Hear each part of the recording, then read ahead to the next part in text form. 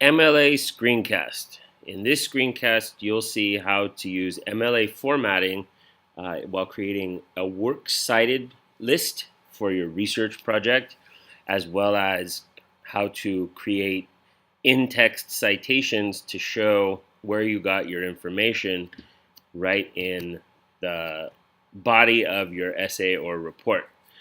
We're going to start by going to Google Classroom, and if you click under Research, you'll find all of these items that I'm going to be using. One is my research notes. I'm going to open that up. I'm going to open up my research rough draft. And I'm also going to go to the folder called MLA Review. And in that folder, I'm going to open up MLA Citation Resources. And I'm going to open up Citation Machine. You can also use EasyBib. My experience has been that Citation Machine is better for English class, and EasyBib works better for history class. But whichever one you're more comfortable with is the one I would recommend. And we're going to click on MLA. Okay, so now we're going to go ahead and go back to the research rough draft. And I've already created a couple of citations. So for example, this sentence, educators can support students by building relationships. I got this idea from the article called Supporting Undocumented Students. I'll show you what I'm talking about here. If we open this up, this article that I read from Harvard quotes this Professor Roberto Gonzalez as saying, oh,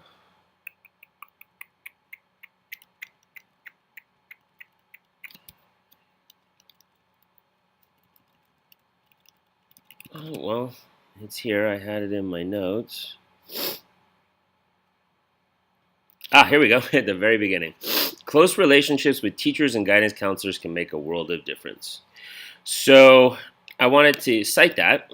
So what I did, I used Citation Machine to create a Works Cited entry to cite this article.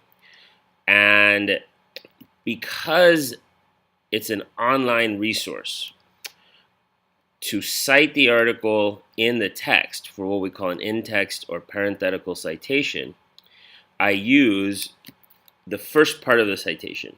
So in this case, it's supporting undocumented students. I use the whole title and put it in quotes because it's the title of an article. You might notice that I have a citation here for Perez, and that's because my second source was this article by Alejandra Perez. So since it has an author, unlike the first article, which was just put out by Harvard Graduate School of Education, because it has an author, I just put the author's last name, Perez. Notice that I don't need to put page numbers because all this is online. Okay, so I'm going to show you, I've already got a couple citations here of Perez and the Harvard article supporting undocumented students. I'm going to show you another one, how I do this. So if I go down here, this sentence, educators can support DACA, which has made life better for undocumented immigrants. I got that from another one of my sources. So I'm going to go back to my notes, and I'm going to scroll down, and it's right here, DACA at 4. It's 4 years in. DACA had been around for 4 years when this was written. And there's a lot of benefits, and I might write about those benefits.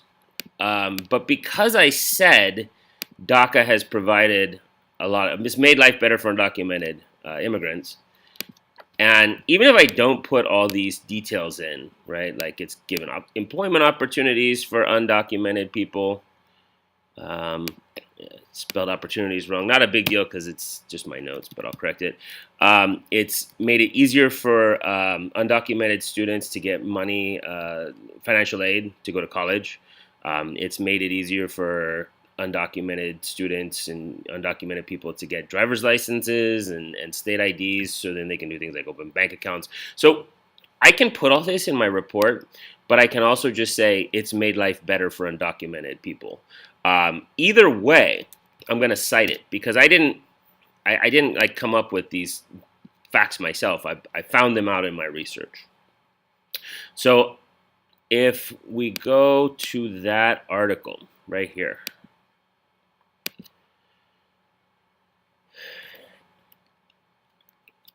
I got the info from this page, so I'm going to grab the URL. URL is just a web address, so I'm going to use Command C to copy. And now I'm going to go to Citation Machine. Okay, so make sure you're on MLA and make sure you're on website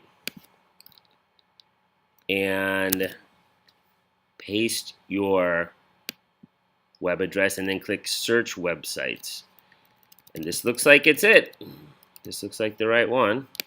As soon as the page loads, I'll go here and I'll click select.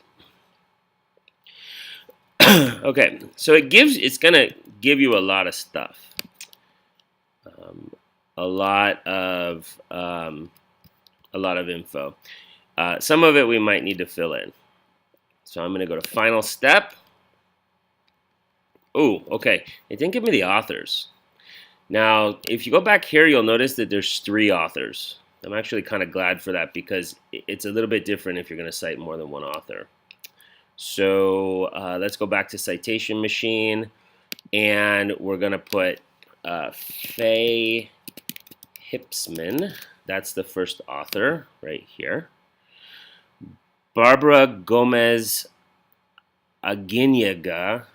I'm sorry I pronounced that really badly. I'll have to practice that. It's a beautiful name. Click add another contributor. And we're going to add, and she has an accent on in Barbara. So I'm going to use the, let's see here, it's Command A. Nope, it's Option E, and then put the A. If you're not sure how to do the accent marks, that's okay. Just let me know, and I'll help you with that. And it's different depending on if you're on a Chromebook or a MacBook or a Mac. Okay, Gomez. Sorry, there's an accent in there on the O. So we'll go Option E. Gomez. Nyaga, I believe, right? And notice I'm going back and forth just to double check my spelling, just to make sure I get it correct. Okay, and then we have one more author, and that's Randy Capps. Okay, and then migrationpolicy.org, the publisher. So the publisher is going to be the Migration Policy Institute, the company that's behind, or the organization that's behind this work. Migration Policy Institute. And now I click Create Citation. Oh boy. Okay, we get to watch an ad. Wow, that's a interesting question.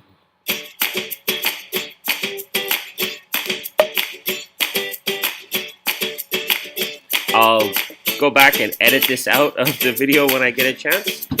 While this is playing, I'll go ahead and grab my computer charger.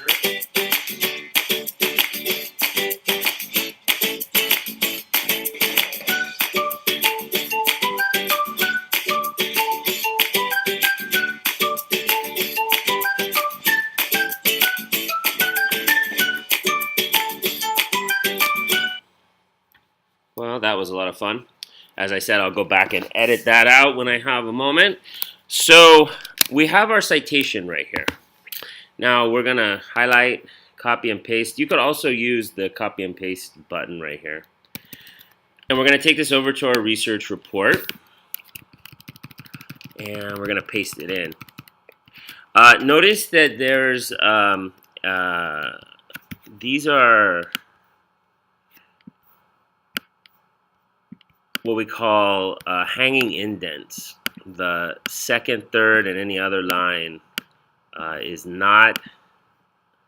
indented, I'm sorry, and the first line is not indented. So I'm going to show you how to do that in just a minute, and there's also directions for that in the MLA Review Citation Resources page, creating a hanging indent on Google Docs. Now, as it says here, it took me a while to figure out how this works, so if you have any trouble with it, just let me know, but the directions are here for you if you need them. I think I might make a screencast just specifically for this, but I'll show you how to do it in this screencast as well. We go back to the research report. We want to get rid of this highlight. So to do that, I'm going to select all this text. I'm going to go here. I'm going to click on highlight, and I'm going to click none. And notice that it looks a little bit different because the text color is a little bit different. So I'm going to go to text, and just make it the regular dark. Okay. All right. Now to make this, oh, you know what? Let's go ahead and do the hanging indent. And then we're going to have to move this up because it should be alphabetical order. So notice that H goes before P. So this is going to be my first citation. But to do the hanging indent, we'll go up here and we're going to use these two little icons. We've got the little triangle and we've got the little rectangle. So the triangle is the left indent. So by moving this over, oops, let's see if I can get it. It's going to move the whole thing over. You notice that we don't want that. We want this first line to be on the left.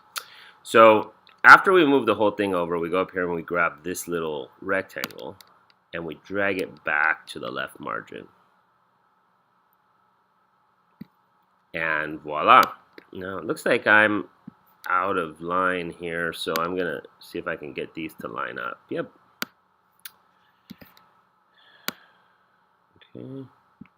Okay, if you need help with this, like I said, let me know, and I will help you with it. It took me a while to figure it out, and in fact, if I haven't done it for a while, if I haven't done a hanging indent for a while, I have to go back and reread the directions myself. So don't be upset if you have trouble with it at first. Okay, so I can get rid of Citation Machine now because I'm not going to do any more citations right now. But I do need to do an in-text citation right here. So like I did Perez right here, I need to put an in-text citation. Now I'm going to look something up because I don't remember when you have more than one author. I think you have to cite all the authors. So I'm gonna look this up. Now here's where I'm going to look this up. I'm going to go back to my Citation Resources, and this page, Purdue's OWL, or Online Writing Lab, is a wonderful resource. If I tell you something and Purdue says something different, go with what Purdue says, and then let me know so I can learn and correct my mistake. These guys are the authority, in my opinion.